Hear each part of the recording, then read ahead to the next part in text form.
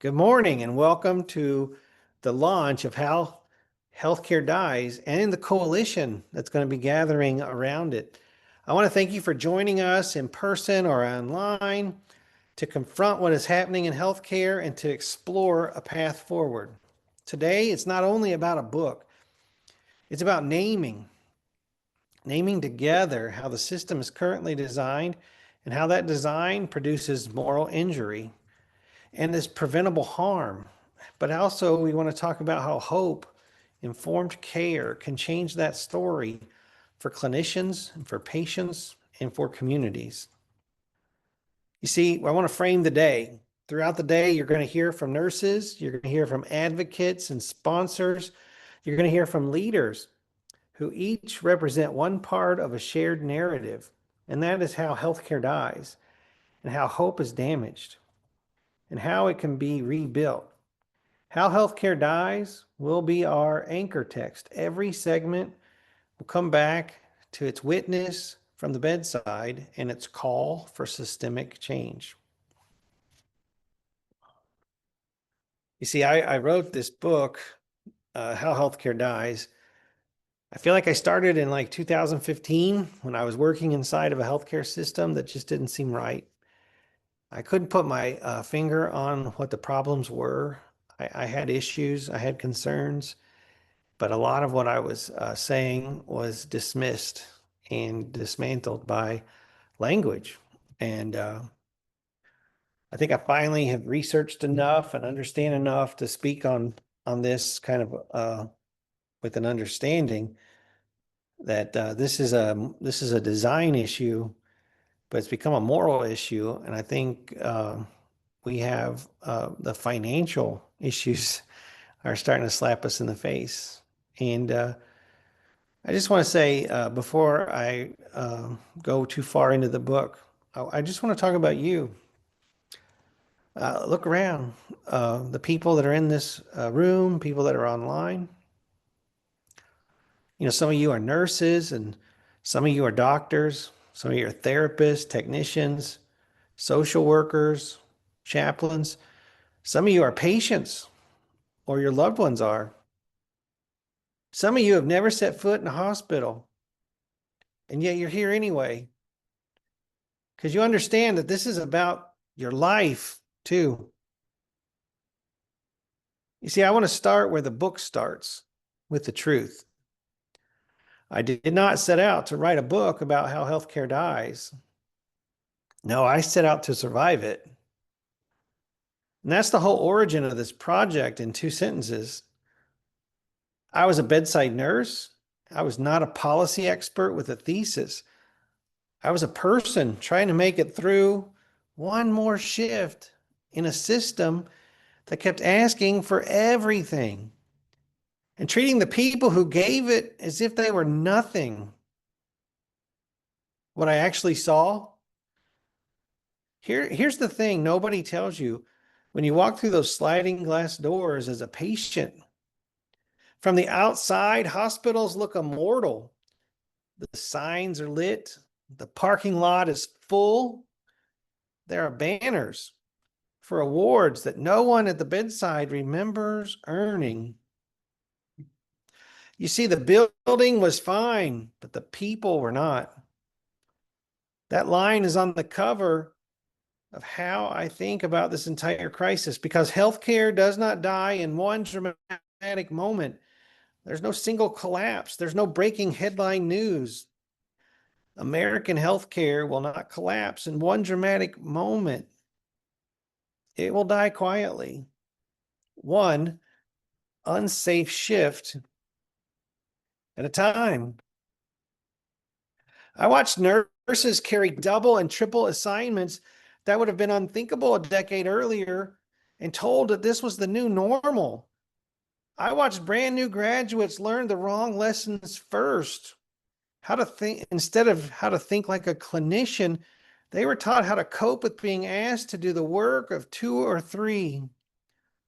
I watched managers apologize with their eyes while enforcing policies with their mouths.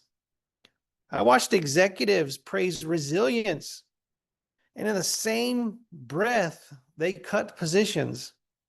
You see, systems die when people who make them really stop believing that the institution deserves them. And now we get to the diagnosis. Now's the official story we've all been handed is simple. Healthcare is struggling, yes, but basically sound. We're short on staff, yes, but the pipeline, it'll fix it. We're burning people out, yes, but that's the price of being called.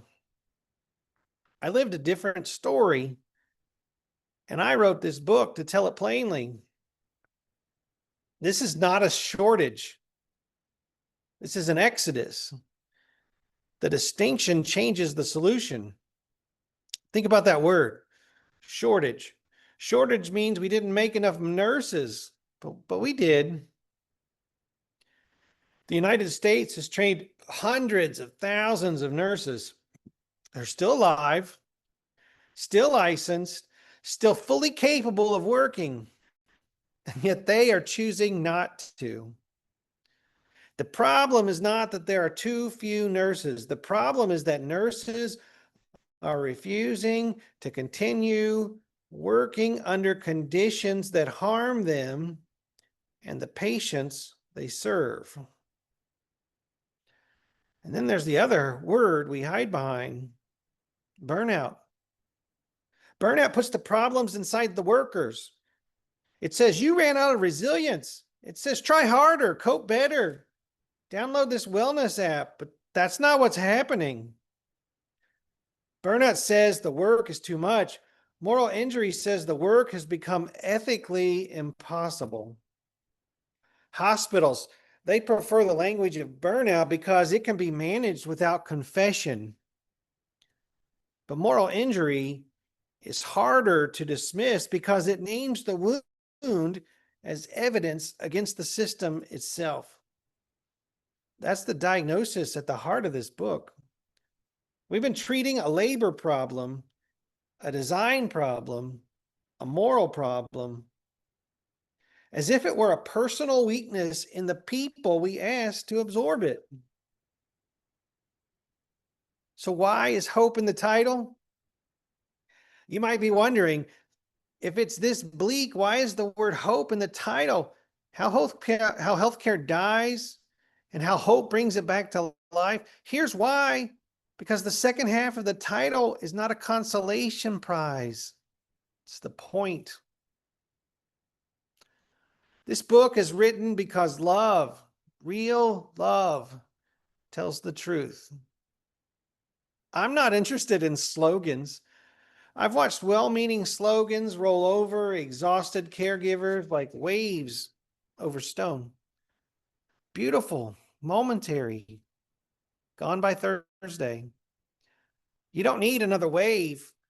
You need a method, something repeatable, something you can return to on the worst shift and even on the best ones. You see, hope is not a good mood. That's why this isn't just a message, it's a method. The Harless method moves you through 3 domains, and every book in this series moves through them. We talk about yourself and being honest about where you actually are. We talk about education and learning why you got here, turning shame into knowledge, and then others, turning back towards the people beside you, refusing to let the nurse next to you suffer in silence the way you once did. And that's why this book does not end with despair, but with a sentence I want every person in this room to hear and to keep. You're not the problem. You never were. You are what hope looks like once it's decided to tell the truth. So the charge for today, here's what I'm asking of you, not as a reader, but as a participant. The book argues that nothing about our current system is inevitable. Everything that falls short of that is not the way things are. It's a design choice and therefore something we have the authority to rewrite. We have the authority to rewrite it. That's not a metaphor. That's the work. Today is one day in that work. We've got a coalition meeting at noon for the people doing it right here in our own backyard. And tonight, we'll celebrate everyone who made today possible. But right now, in this opening hour, I just want you to decide one thing. The same thing, the very last line of the book asks every reader, I am not done yet.